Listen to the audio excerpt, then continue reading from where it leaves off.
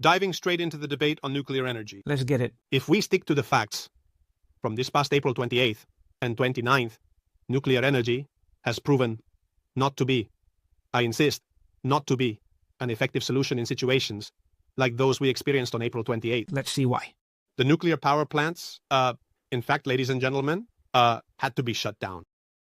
And I want to share with the citizens and also with you, ladies and gentlemen, the following data.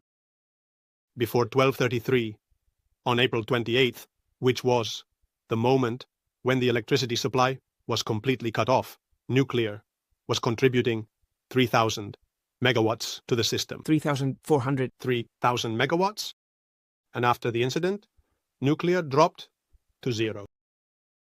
So, Swarante, we have a prime minister who has just realized that when there is a blackout in the grid, all producers are disconnected.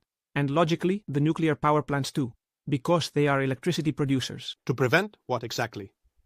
The overheating of the nuclear plants, of their cores? Nuclear power plants do not stop to prevent the overheating of their cores.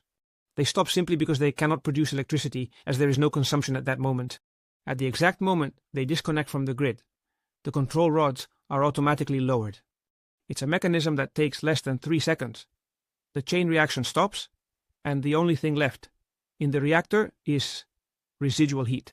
And that residual heat is extracted, either with external power supply or, when there is no external power supply, with emergency diesel generators that all nuclear power plants have, and they are duplicated, triplicated, or even quadruplicated in some cases. We have more than enough power supply to ensure the cooling of the cores.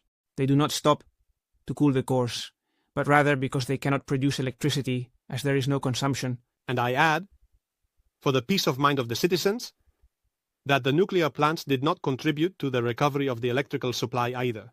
The nuclear power plants did not contribute to restarting the grid, to getting the grid circulating, but neither did the variable renewable energies like wind or solar, which were producing more than 71% of the electrical energy at the time of the blackout. According to that fallacious